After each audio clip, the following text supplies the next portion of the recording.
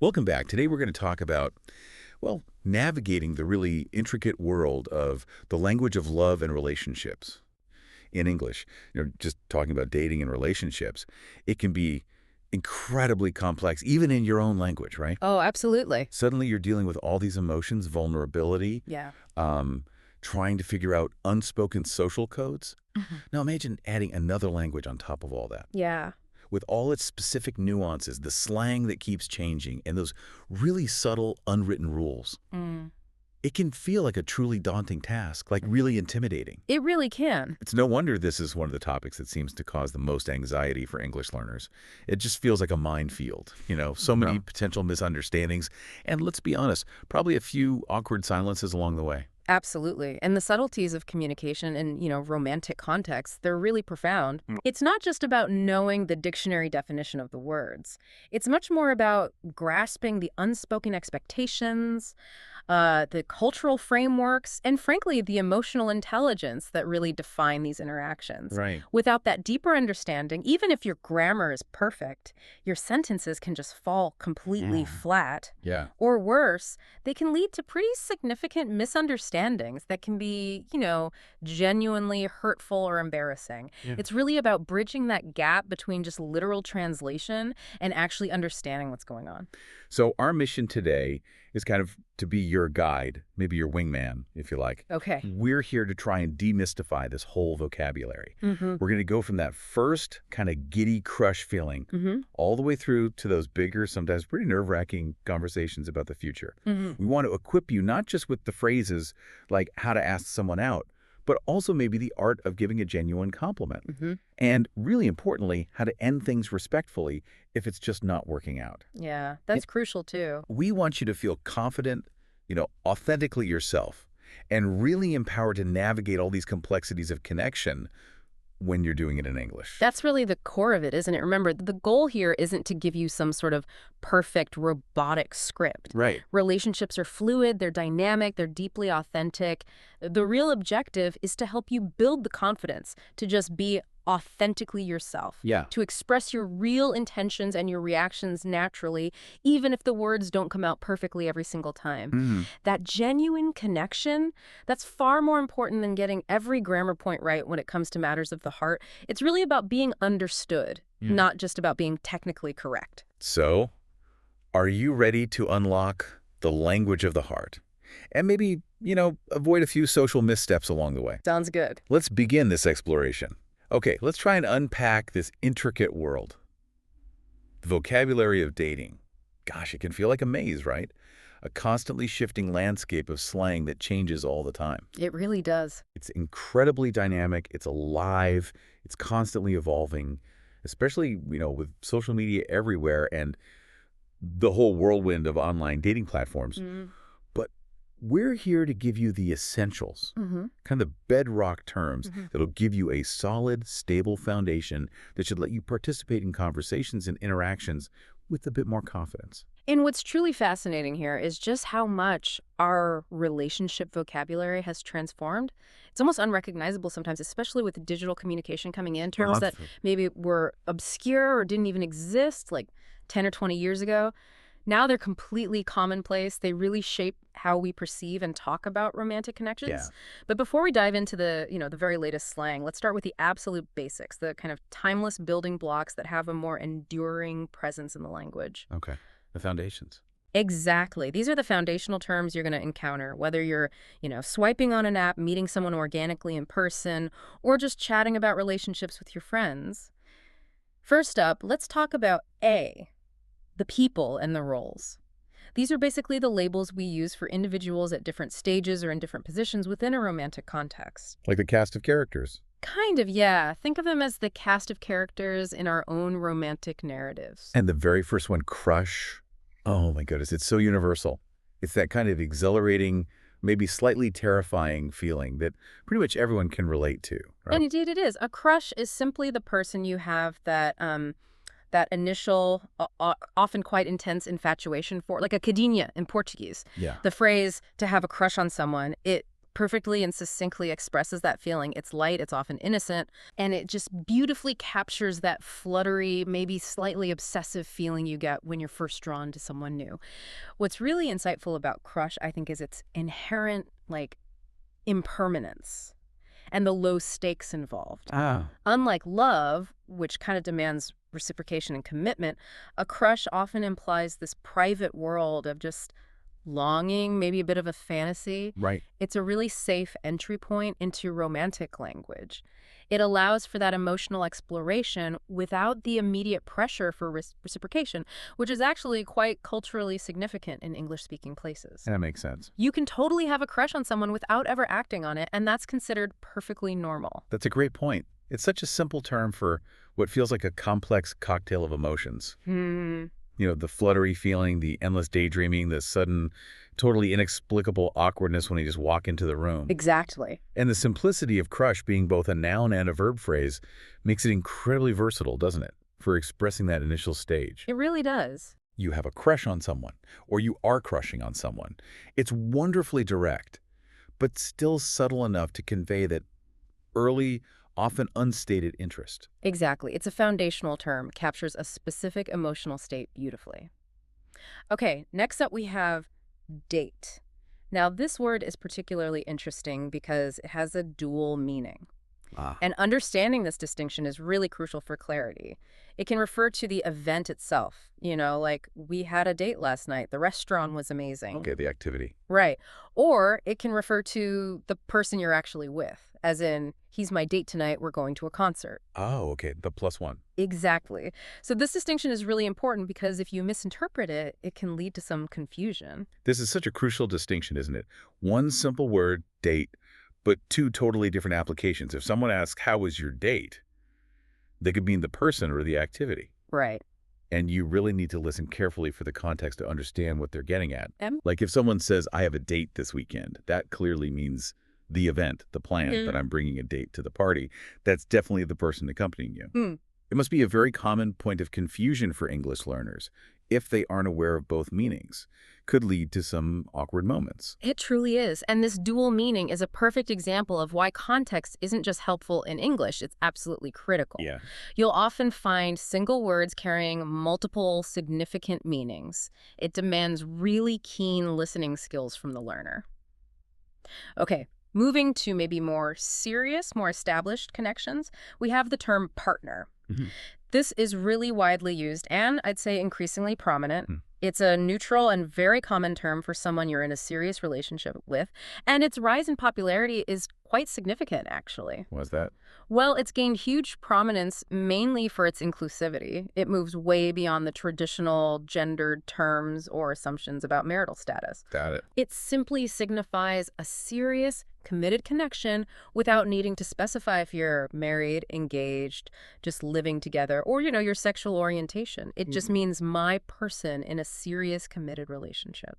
It's so wonderfully adaptable, isn't it? Yeah. You can use it for a long-term girlfriend, a boyfriend, a spouse, someone you're deeply committed to. It doesn't matter about the legal status or gender. Exactly. And then there's significant other, often shortened to just S, which feels a little bit more affectionate, maybe. Yeah, significant other is another common way to refer to your partner. It often implies a really deep connection, literally emphasizing them as like the other half or the most important person in your life.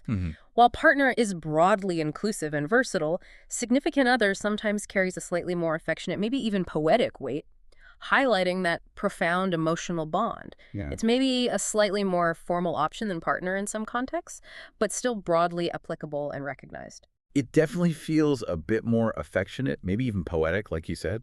A way of saying my person without getting tangled up in titles like boyfriend or girlfriend, which, some people find a bit restrictive or maybe less appropriate as they get older or for different kinds of relationships. That's true. And then for those relationships that have, run their course, we have X. X. Yes. It's wonderfully straightforward, isn't it? Concise, universally understood. It just means an ex-boyfriend or ex-girlfriend. That's right to it. It really does.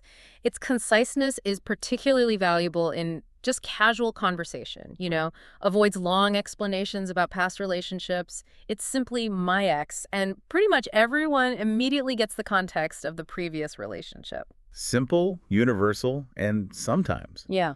still quite complicated in real life. Yeah. That one little word can carry a lot of baggage sometimes. That it can. All right, moving on then. Let's shift our focus to B. The stages and actions A, relationship timeline. This section covers the verbs and phrases that describe how romantic interactions kind of progress, right? Charting the journey from that initial interest to maybe a defined connection or its end. Indeed. These phrases really capture the dynamic, the evolving nature of relationships, and knowing them definitely helps you navigate that journey. So the first step, often the most nerve-wracking one, is to ask someone out. This is the critical first step, isn't it? The act of actually inviting someone on a date. It can feel like such a high-stakes, vulnerable moment. It really can. How you phrase it, the subtle signals you send, that can be absolutely key. We'll actually dive deeper into the grammar of that in our next section. It's a good idea. And if they say yes, well then, to go on a date, which is simply participating in a romantic outing. Pretty straightforward, right? That's the fun part, hopefully. Yes, the action itself is clear. Now, what often comes before, or sometimes even during asking someone out, is to flirt. Ah, flirting. Yeah. This is defined as engaging in playful, sort of suggestive behavior to show romantic interest. Like paquerar in Portuguese. Okay. Flirting is truly a subtle art. It often involves nonverbal cues, sustained eye contact, genuine smiles, open body language, as well as lighthearted conversation, maybe some teasing, playful banter, all designed to kind of gauge mutual interest without being overtly direct. Testing the waters. Exactly. It's a delicate dance of signals where you test the waters and invite a response. Successful flirting creates this exciting, energetic tension. So flirting is a dance, a playful exchange of signals, testing the chemistry, but then there's to hit on someone, which sounds, I don't know, a bit more assertive, more direct. What's the key difference there? It definitely does sound more assertive. To hit on someone means approaching someone with more direct, romantic, or maybe even sexual interest. It's often more assertive and less subtle than flirting. Right, like cantar algum in Portuguese, maybe? That's a good comparison, yeah. While flirting is more about creating an atmosphere of mutual interest and seeing if there's a playful connection, hitting on someone is a more overt declaration of that interest. It can sometimes be less nuanced, and depending on the context and how it's delivered, it can be perceived very differently. How so? Well, in a very formal setting, or if it's done really aggressively, it can come across as quite inappropriate. Yeah, definitely. Whereas maybe in a bar or a more casual, explicit social gathering where people expect that kind of interaction, it might be perfectly acceptable. It's really about reading the room, That's a fascinating distinction. Yeah. So flirting is the dance. Hitting on is more of a direct approach. When do you think it's appropriate to hit on someone versus just flirt? It feels like a very nuanced line to walk. It is. Flirting feels like it allows more room for both people to explore the connection, right? For a mutual buildup. Whereas hitting on feels like it puts the ball more squarely in one person's court, kind of demanding a more immediate yes or no response. It's absolutely a nuanced line. It depends heavily on the context, your personal style, and the existing rapport you have with the person. Right.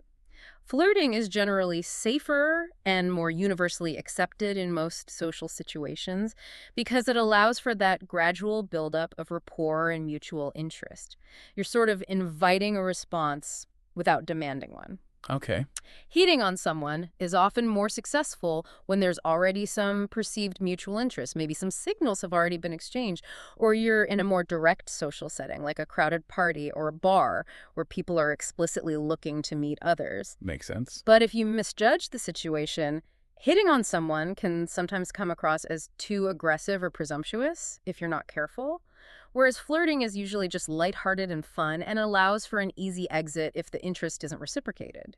The key is really intent and reading the other person's receptiveness. That makes perfect sense. Okay, then we have the overarching concept of dating. This feels like the big umbrella term that covers a lot of these other actions. Precisely. Dating refers to the general process of going out with people romantically. And this is a really vital concept in English-speaking culture, and honestly, one that causes significant cross-cultural misunderstandings. Oh, okay. We should definitely come back to that. We will. We'll dive much deeper into its cultural implications later because it's a really critical point. For now, just understand that it's typically seen as a phase of exploration. You're getting to know someone. And crucially, it can be exclusive or non-exclusive. This inherent ambiguity in the early stages of dating is really important to grasp. It's like an assessment period. Okay. And if you're maybe not quite dating exclusively, but it's clearly more than just a casual outing, you might be to be seeing someone. This still sounds like that delicious but maybe confusing in-between stage. Correct. To be seeing someone means you're going out with someone regularly, indicating a connection is developing. It often implies some level of mutual romantic interest, a budding connection, but it isn't a formally defined, committed relationship yet. It's like a estar a ficar stage you might find in Portuguese-speaking cultures. Oh, right. It implies a certain level of consistent interaction and mutual enjoyment, but without that explicit label of a committed relationship. This is that wonderfully ambiguous stage where you're clearly more than just friends, but not quite officially a couple. The pre-relationship relationship, maybe, that let's just see where this goes phase, which can be both exciting and, let's be honest, sometimes a little frustrating because of that lack of clear definition. Exactly. And when that ambiguity hopefully resolves itself into commitment, you move to be in a relationship. Okay, the official step. Right. This means being in a serious, committed, and usually exclusive romantic partnership, what might be called namoro in Portuguese. This phrase signifies a clear definition of the connection, a mutual agreement on your shared status and expectations. It's a pretty significant milestone. And unfortunately, as we know, not all relationships last forever. So we also need phrases for when things come to an end, to break up, or to split up. Yes. These phrases are largely interchangeable and universally understood. They both mean to end a romantic relationship. Doesn't matter how long. No, regardless of its length, seriousness, or the specific reasons why it's ending. They are direct, they leave very little room for misinterpretation, and they are the standard terms used during what is often a sensitive and emotional time. It's about clear communication, even when it's painful. Got it. Okay, now for something that's perhaps the fastest evolving part of this whole lexicon. C, digital age slang and terms navigating the online world. Phew. If you're on dating apps or even just talking about modern romance with friends, you absolutely need to know these. These terms feel like they're practically currency in today's dating landscape. This category truly highlights how technology and just the rapid pace of online interaction have profoundly reshaped the language and the dynamics of relationships. First, and maybe the most iconic one, we have to swipe right-left. Oh yeah, this has become almost universally understood, hasn't it? It even extends metaphorically beyond dating apps now. You might hear someone say, oh, I totally swiped left on that idea, Yeah. meaning they rejected it. Exactly. But on dating apps like Tinder or Bumble, swiping right means you're interested, you like them, while swiping left means you're not interested, a dislike. It's this quick, almost visceral way to express initial attraction or lack thereof, basically making snap judgments based often just on a few photos and maybe a short bio. Yeah. It's definitely revolutionized that initial connection phase. And following on from that, a phenomenon that has unfortunately become very common and often quite painful for the person on the receiving end is ghosting. Ugh, ghosting.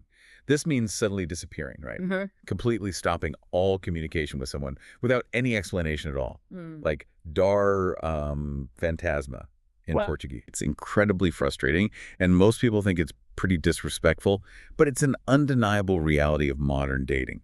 One minute you're having what seem like good conversations, maybe even planning to meet up, and the next, just complete radio silence. They vanish like a ghost. Yeah. Ghosting is a relatively new phenomenon, really born primarily from the perceived anonymity and just the ease of digital communication. It's simpler to just stop interacting than to have a face-to-face conversation or even send a polite text message saying you're not interested. Easier, maybe, but not kinder. Definitely not kinder. It highlights a troubling shift in how some people handle ending connections, for better or worse. It often leads to significant confusion, self-doubt, and real hurt for the person who's been ghosted because they're left completely without closure. It's a total avoidance of any difficult conversation. Then we have red flag. We've all encountered those, right? That little voice in your head going, maybe not. Something feels a bit off here. A red flag is indeed a warning sign, a bad indicator about someone's character, their behavior, or maybe just a problematic aspect of a situation. It's a signal that something might be wrong or that you should proceed with extreme caution. Good to pay attention to them. Oh, definitely. Identifying these red flags can be absolutely crucial for protecting yourself and making sure you enter healthy, respectful relationships. They're not always glaringly obvious, but they're often there if you're paying attention to your gut feeling. And closely related to that, but maybe more definitive, is a deal breaker? This feels stronger than just a red flag. It is stronger. A deal breaker is something utterly unacceptable or completely non-negotiable in a relationship for you personally. It's an eliminatory factor. Oh, well, It's a fundamental incompatibility or maybe a boundary crossing that for an individual means the relationship simply cannot continue or maybe even begin in the first place. Understanding your own personal deal breakers is really key to healthy relationships and setting clear, firm boundaries right from the start. so like if someone is a smoker and you absolutely can't stand smoking, that's a deal breaker. Exactly. Or if, say, you value honesty above all else, then a pattern of dishonesty from someone wouldn't just be a red flag, it would likely be a deal breaker. It means no further. Got it. Okay, now for one of the most uniquely modern and frankly sometimes hilarious terms, the ick. This is such a fascinating, almost visceral reaction. Yes, the ick. This describes that sudden, often completely inexplicable feeling of repulsion or disgust for someone you were actually previously attracted to. That's not rational at all. Not at all. It's a spontaneous, almost physical reaction. One minute you're interested, maybe even quite smitten, and the next, nope. Suddenly, something they do or say, however minor it seems like, the way they chew their food, or a particular phrase they overuse, or even just a bizarre little habit, it just flips a switch inside you and poof, all the attraction is completely gone. It's really hard to explain logically, but you absolutely know it when you feel it. And the thing is, once you get the ick, it's almost impossible to shake. It feels like an irreversible shift in how you perceive them. It's like a magic trick in reverse where attraction just vanishes instantly. I remember a friend telling me they got the ick when their date tried to pay for coffee with this giant wad of crumpled bills looking like some kind of cartoon character. Yeah. Totally irrational, but the feeling was real. Exactly those kinds of stories. Okay, then there's situationship. Ah, the situation. Yes, situationship. It's a term that perfectly describes a relationship that's definitely more than a friendship, perhaps even physically intimate, but crucially, it lacks clear definition, commitment, or any kind of label. It's like a rolo in Portuguese. Right. It's that often frustrating, ambiguous in-between state where two people are kind of acting like a couple, but without the official status or clear expectations that come with it. There might be a lot of emotional investment, maybe time spent together, but no explicit agreement about what it is. This term perfectly captures that widespread ambiguity that often pops up in modern dating, where the lines can be incredibly blurred if you don't have those explicit DTR conversations we mentioned. Exact. It's a common outcome when two people are spending significant time together romantically but haven't actually clarified their status. It can lead to a lot of confusion and often maybe emotional imbalance if one person wants more than the other. And when you're in one of those situationships, or maybe even just a casual dating scenario, you might find yourself starting to catch feelings. Oh, that moment when you realize you're way more invested than you thought you'd be. To catch feelings means starting to develop genuine romantic feelings for someone, often unexpectedly or even unintentionally. It's that spontaneous shift from just casual interest to deeper emotional investment.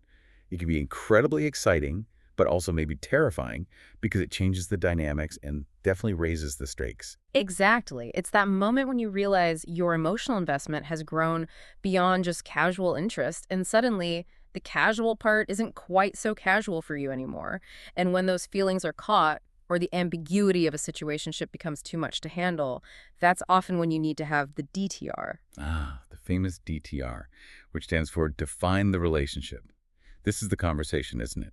The moment of truth, to clarify the nature of the relationship, to establish where you both stand. This is perhaps one of the most crucial and often most anxiety-inducing conversations in any developing romantic connection. It's where you establish mutual understanding and expectations. Make or break time sometimes. Sometimes, yeah. It's where the situationship either solidifies into a clear, committed relationship, or sometimes it dissolves because your intentions just don't align. It requires bravery and honesty from both people involved. Okay, this brings us beautifully to our grammar focus for today, Section 2.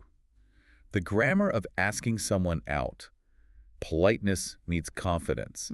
The actual art of inviting someone out, it requires this really delicate, almost artistic balance, doesn't it? Being polite and respectful, but also confident and clear about your intentions. Absolutely. This isn't just about stringing the right words together. It's about conveying your intentions, your respect, and your interest in a way that's socially appropriate. Indeed. Because the wrong phrasing, even if your intentions are perfectly good and sincere, can accidentally make you sound demanding or maybe childish or even just awkward. Right. It can make you seem less mature or less aware of social graces. Mastering the nuance here is absolutely essential for successful and comfortable interaction. It really reduces the chances of misinterpretation or awkwardness.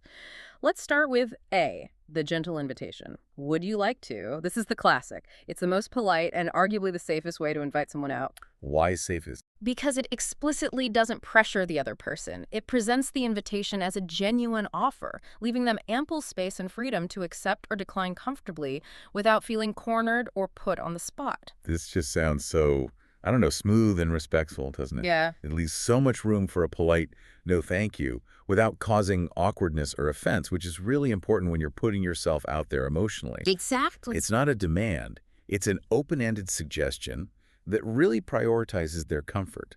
It feels like it acts like a social safety net. Precisely. It uses a conditional structure, would like, which inherently softens the request. It frames it as an offer, fundamentally respecting the other person's agency and their choice. Examples like, would you like to get a coffee sometime? Or would you like to go to the movies with me on Friday? They clearly illustrate its polite and non-demanding nature. It places the focus on their desire and availability, not simply on your wish. Ah, that's key. And this subtle shift in emphasis can significantly increase the likelihood of a positive response because it feels less like a demand and more like an invitation for a shared, agreeable experience. Okay, then there's B, the casual suggestion. How about? What about? This sounds great for making suggestions in a more casual, collaborative way, almost like brainstorming together. Yeah, it implies a shared decision-making process, as if you're exploring options together rather than issuing a formal invitation. Right. It definitely encourages a genuine back and forth. It makes the other person feel actively involved in the planning process, which can foster a more comfortable and kind of egalitarian dynamic right from the start. So, examples. Like, I know a great Italian restaurant nearby. How about we go there for dinner sometime? It feels like you're proposing an idea for mutual enjoyment, not just asking them to come with you on your planned activity. I see. Or, I'm free on Saturday afternoon. What about going for a walk in the park if the weather's nice? It's a low-pressure suggestion that genuinely opens up dialogue and gives them agency in the decision. This feels less like a formal invitation and more like you're just throwing an idea out there, seeing if it sticks. Very approachable. It's like, hey, I've got an idea. What do you think? Let's figure this out together. It feels very inviting because it's not prescriptive. Exactly. It's less about you asking them to do something for your benefit and more about proposing an activity together for mutual enjoyment. Now, for a more direct yet still socially adept approach, we have C, confident directness. We should. Ooh, okay. This sounds bolder. It is. It's a more confident and assertive way to invite someone. It sounds like you're already operating under the assumption that they'll probably like the idea, maybe based on a presumed shared interest you've discovered, or a clear positive vibe, or an already established rapport. So this is for when you've clearly got a positive signal back from the other person. When there's already a spark of shared enthusiasm. Ideally, yes. You're not really asking permission or probing for interest anymore. You're suggesting a natural next step based on an evident connection. Precisely. Like, if you discover you both absolutely love, I don't know, some niche indie band, saying you love them too, we should definitely go to their next show together. That feels completely natural and exciting because it flows organically from that shared enthusiasm. Exactly. It feels like an excited declaration, not a hesitant question, and that confidence would be very attractive. This phrasing beautifully conveys strong mutual interest and a positive presumption of shared enjoyment. It's best used when you've already established a significant rapport and a clear sense of connection. It makes the invitation feel less like a shot in the dark and more like a logical, exciting next step in a developing dynamic. It assumes a positive reception and reinforces the mutual nature of the interest. Okay, now, let's look at some D. Comparison with common mistakes. What to avoid. These errors are often grammatically correct, which is tricky. Right, that's the hard part. But socially, they're less natural, less polite, or just less effective in a romantic context. Small changes in phrasing can make a huge difference in how your intentions and your overall demeanor are perceived by the other person. This is where the subtleties really come into play, isn't it? It's amazing how a slight alteration in word choice or structure can completely shift the tone and the impact of your invitation. Exactly. Let's take mistake 1. Do you want to go out? Okay. What's wrong with that? Seems simple. Well, while it's grammatically correct and totally understandable, it can sound a bit too direct. Or even sometimes like a child asking for something immediate, almost demanding. Huh. It lacks the polish and the consideration that's implied by more formal or polite requests. The perceived politeness and social grace are kind of diminished, making it sound maybe less mature or less thoughtful. It's subtle, but yeah, hearing it now, that would you like to, just elevates the tone completely. It signals respect for the other person's choice, for their time, and makes the invitation feel more mature and thoughtful. Right. Do you want, it implies immediate gratification, almost like you're asking, do you want a cookie right now? Exactly. Whereas, would you like to, offers a more considerate invitation for a shared experience, giving them space to consider it. It's about being invitational, not transactional. The nuance here is absolutely crucial for social success. And then mistake 2.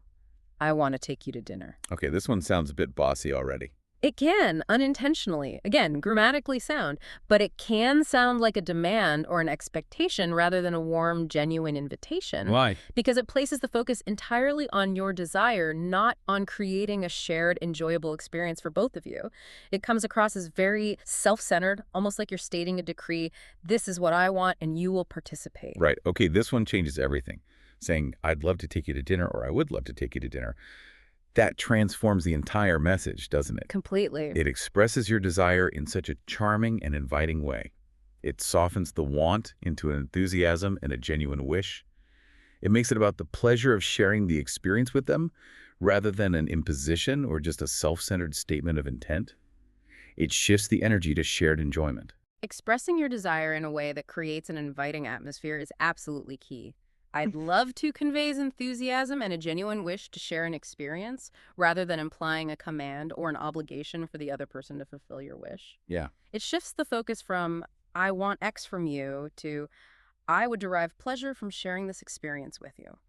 This subtle but powerful linguistic shift can make all the difference in making someone feel genuinely invited and desired, not just instructed. Okay, now that we've got the grammar down and understand the subtle power of phrasing, let's look at Section 3. Essential phrases for each stage, from first date to DTR. These are the practical lines you might actually use in real life, giving you the confidence to participate authentically and maybe understand the subtext in various dating scenarios. Exactly. These are phrases that you'll commonly hear and use in real-life dating situations.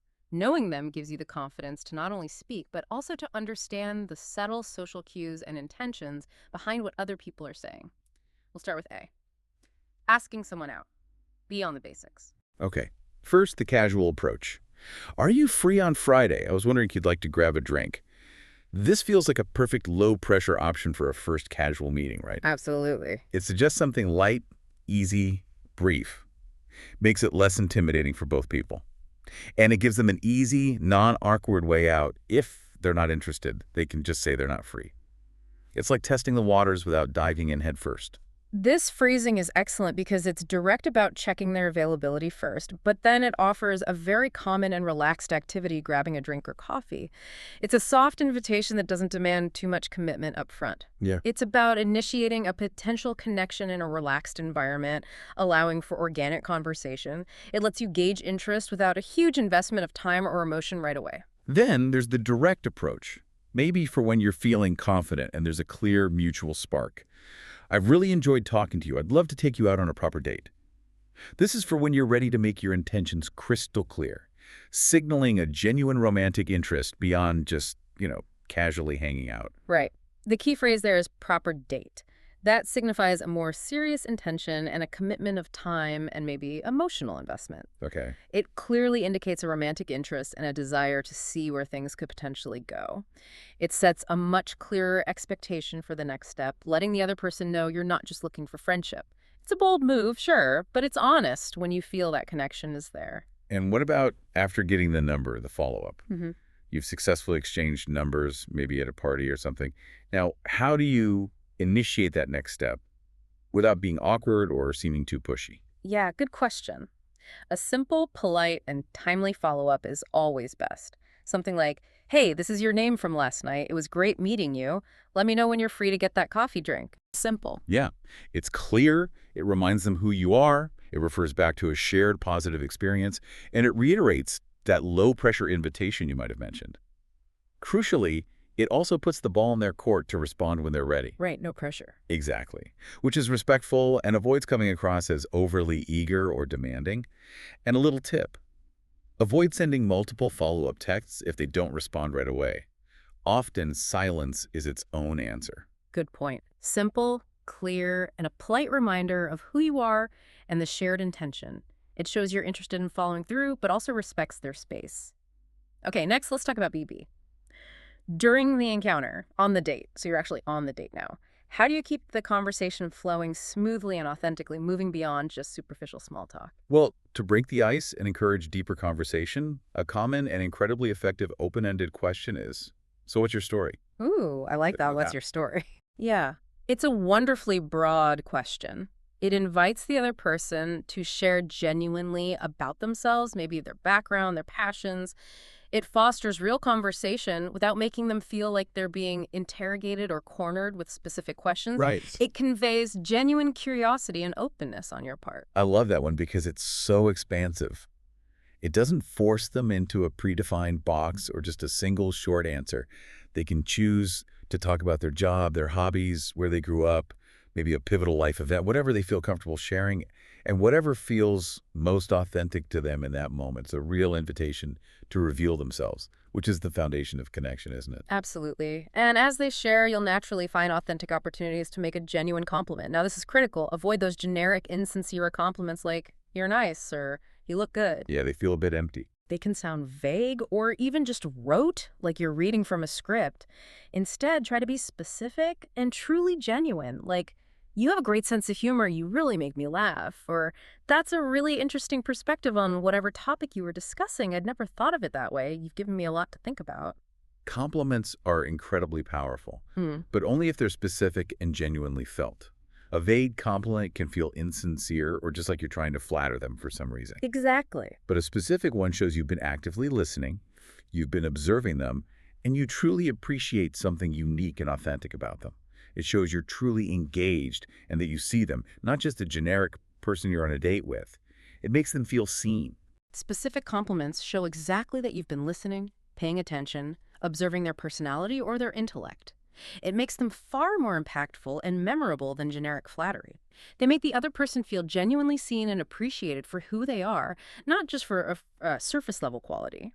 And to show even more interest and actively encourage more sharing, a key phrase for fostering deeper connection is simply, tell me more about. Simple but effective. Tell me more about. Yeah. This is a crucial phrase for active listening, isn't it? Yeah. Showing that you truly care about what they're saying.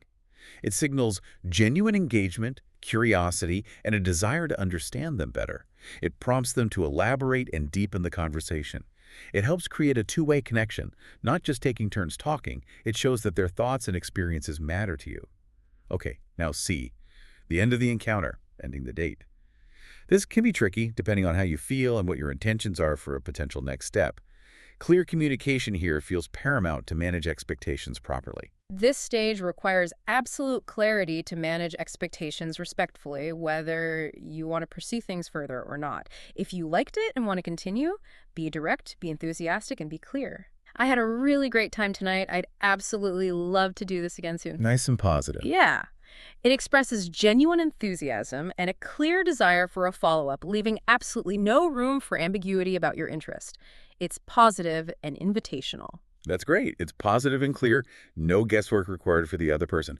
But what if you're not quite sure you feel a connection? Or maybe you just don't see things going anywhere romantically. How do you end it politely without leading them on? That feels important. It is important. If you're not sure or you just don't feel a connection, the polite closing. Thanks for a lovely evening. It was really great getting to know you. Okay. This is a perfect polite exit. It acknowledges their effort and the time you spent together without making any commitment, explicit or implicit, to a second date. It's courteous, respectful, and avoids giving false hope. It's a kind but firm boundary. That is perfect. It says thank you, acknowledges the shared time, but clearly signals there probably won't be a second date without explicitly having to say, no, I don't want to see you again. It's gracious and avoids any painful ambiguity or false hope, which is ultimately the kindest path in the long run. Absolutely. And finally, maybe when the moment feels right and you're considering a physical display of affection, like a kiss. For the kiss, the direct and respectful way, ask, "Can I kiss you?" Just ask. Just ask. Yeah. This direct question demonstrates paramount respect and unequivocally ensures enthusiastic consent, which is absolutely critical and non-negotiable in any intimate interaction today. True. It's a clear sign of maturity, consideration, and it ensures that both people are comfortable, willing, and enthusiastic about proceeding. It really empowers the other person to say yes or no freely. A bold move, perhaps, for some people, but in a world that rightly values consent above all else, it's truly the best one. It eliminates any doubt, it builds immediate trust, and it ensures that any intimacy is mutually desired and enthusiastic. It's confident, not presumptuous. Okay, this brings us to D. The DTR, define the relationship, talk the big conversation. Done, done, done. It did. This is often the most anxiety-inducing moment in any budding relationship.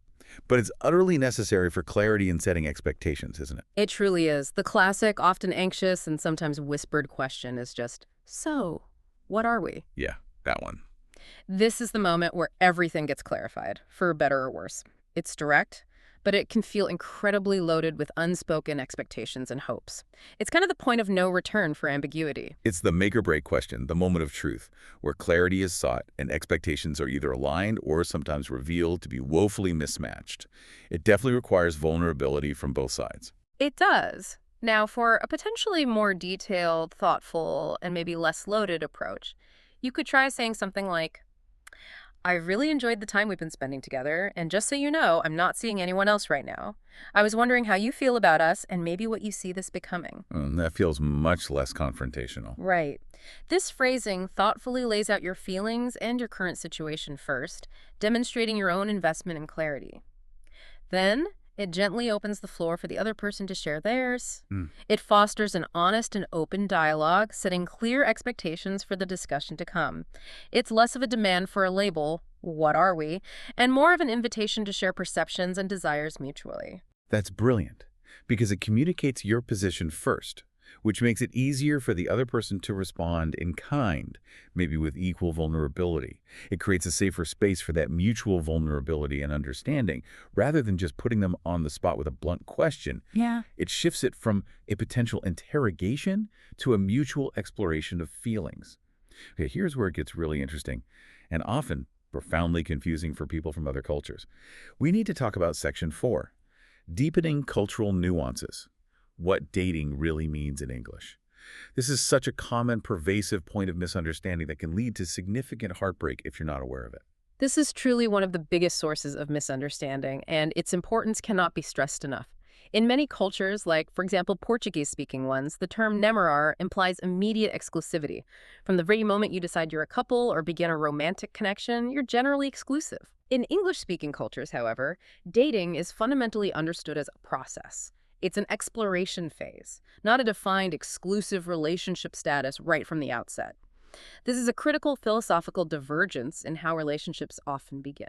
So just to be crystal clear, you can genuinely be dating multiple people at the same time, seeing different people. Yeah. And it's not considered cheating or even inappropriateness necessarily. In the early stages, generally, yes. Wow, that's a huge fundamental difference from cultures where even going on one date might imply a significant, sometimes unspoken level of monogamous commitment. Precisely.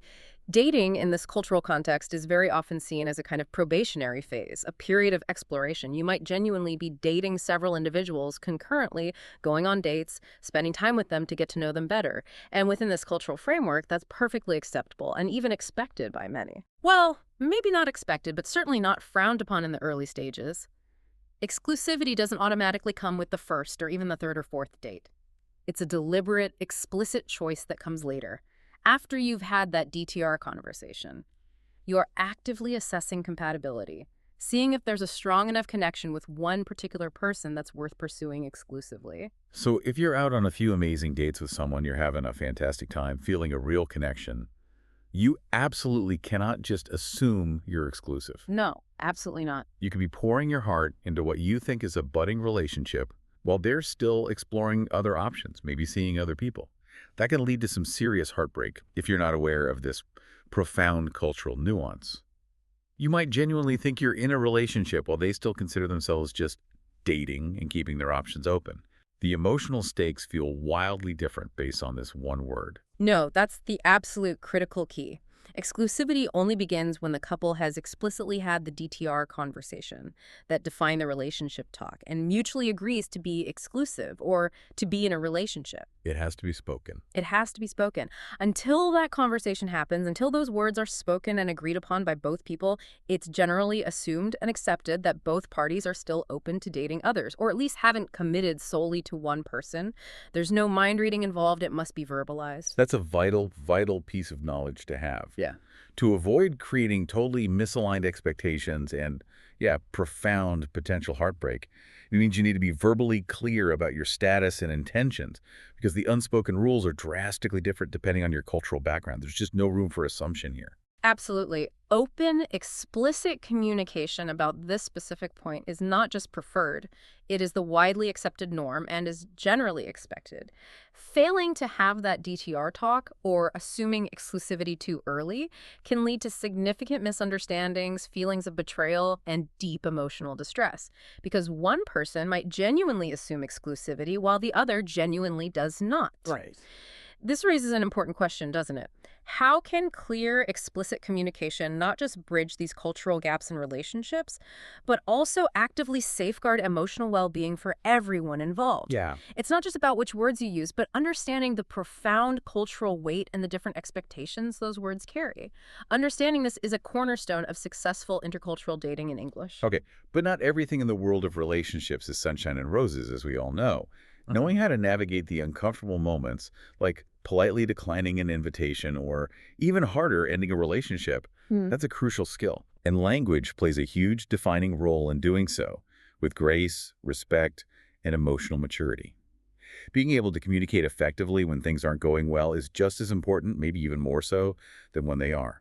The ability to communicate respectfully and clearly during difficult conversations not only preserves your own dignity and integrity, but also, crucially, that of the other person. It demonstrates emotional intelligence, empathy, and maturity.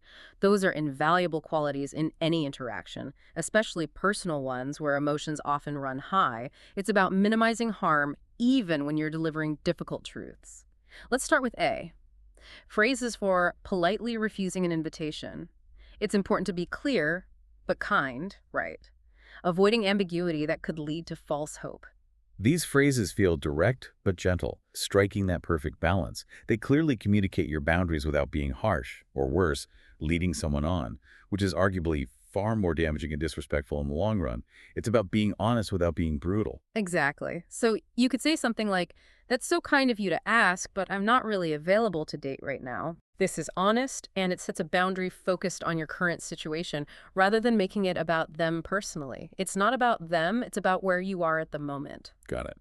Another option is, "I'm really flattered by your interest, but I think I see you more as a friend." This is clear about your perception of the relationship's potential. It can be difficult to say, but it's ultimately helpful for the other person to understand where they stand so they can move on. The friend zone phrase.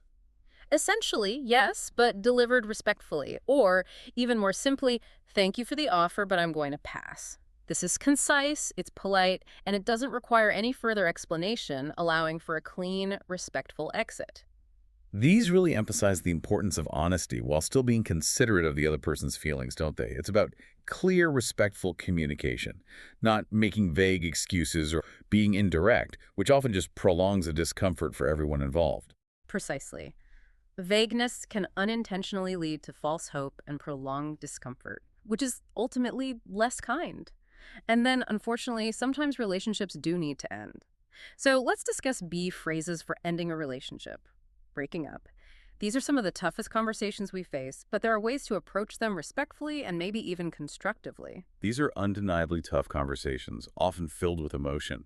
But using phrases like these can genuinely help ensure a more respectful and clear separation, minimizing unnecessary hurt as much as possible.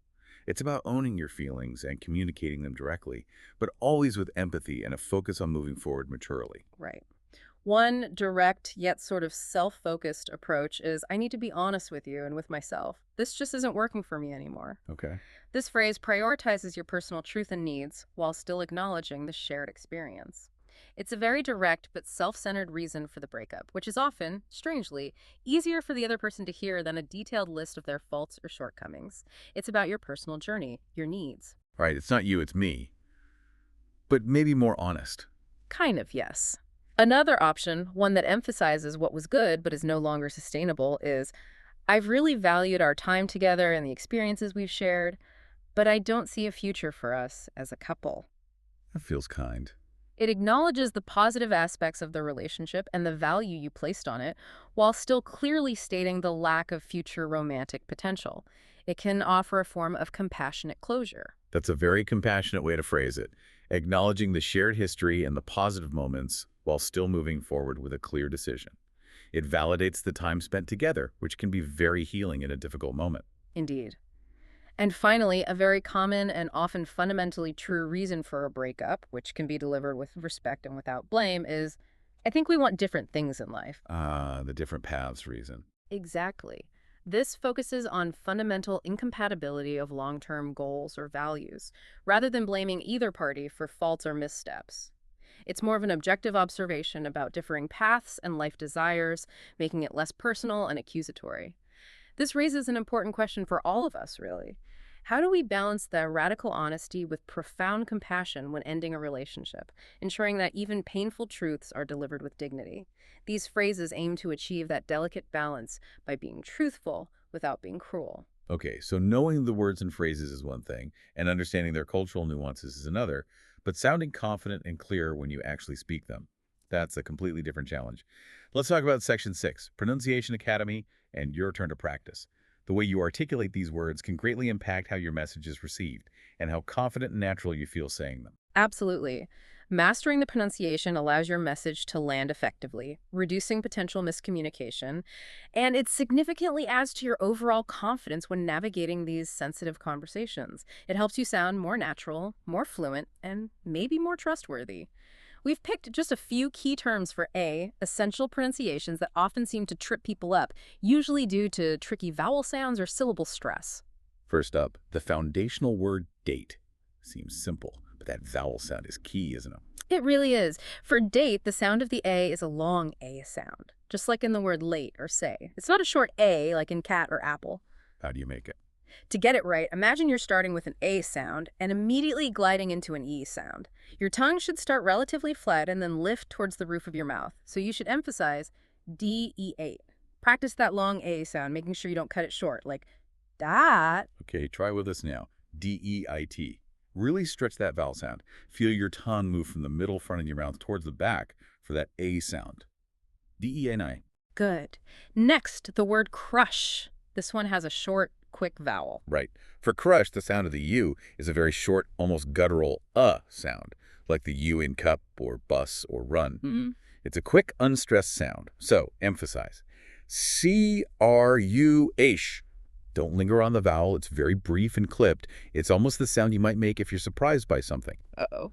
C-R-U-H. Then there's flirt. This R sound, notoriously tricky for many non-native speakers. Yeah, the R sounds. For flirt, the R sound is indeed challenging. It's a very specific sound, like the R in bird or the in fur or the ear in learn. How do you position your mouth?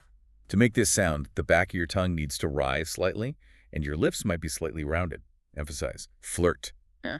Try to feel that deep, rounded sound at the back of your throat, almost like a slight growl. Flirt. Okay, moving to multi-syllable words, we have genuine. This requires attention to both the syllables and the stress pattern. Right. For genuine, we break it down into 3 syllables, and the stress falls firmly on the first syllable. It's pronounced J-I-D-U-N. G-N-U. Yeah. Make sure that your sound in the middle is clear and distinct, not just a blurred or slurred sound. The last 2 syllables are quicker and lighter. Say it slowly, then speed up. G-E-N-U-N. Genuine.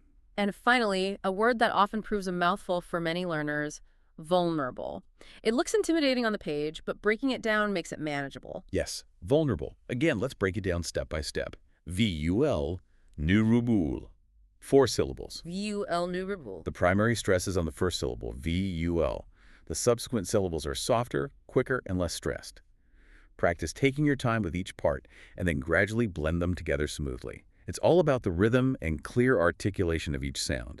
Vulnerable. Practice these words out loud repeatedly. The more you say them, the more natural they'll feel in your mouth, and the more confident you'll sound when you use them. Repetition builds muscle memory for your mouth and tongue, making these sounds more automatic and effortless, especially when you might be feeling a bit nervous in a real conversation. Okay, now that we've given you some key sounds to master, it's B.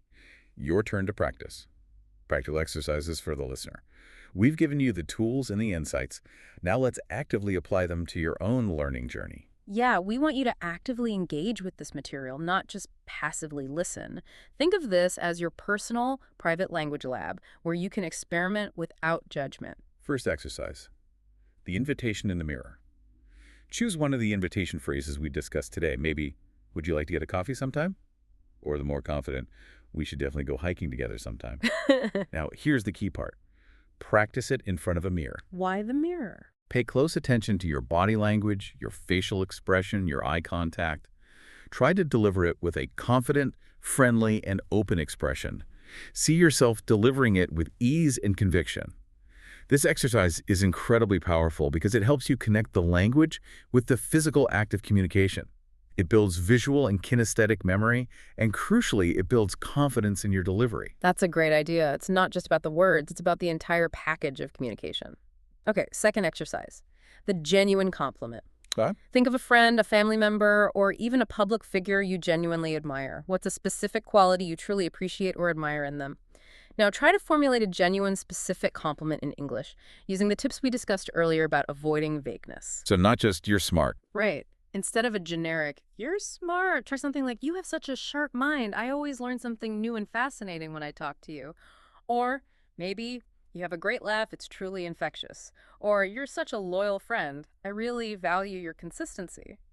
This exercise helps you translate that abstract appreciation into concrete, expressible language, making your compliments far more impactful and sincere when you give them to real people.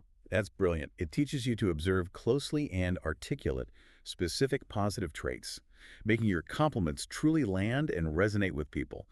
You know, the language of love, in any language, it's ultimately about trial and error, isn't it? And vulnerability and courage. Don't be afraid to express yourself, to make mistakes, and importantly, to learn from them. The heart always finds a way to make itself understood somehow. But being articulate and confident in your language certainly helps that message become clearer and stronger. So wow, we've covered a tremendous amount of ground today. I really have. From deciphering the ever-evolving modern dating vocabulary, like the perplexing world of ghosting and that frustrating limbo of situationships, to mastering the polite yet confident grammar of inviting someone out. We've explored essential phrases for pretty much every stage of dating, from breaking the ice to making a graceful exit.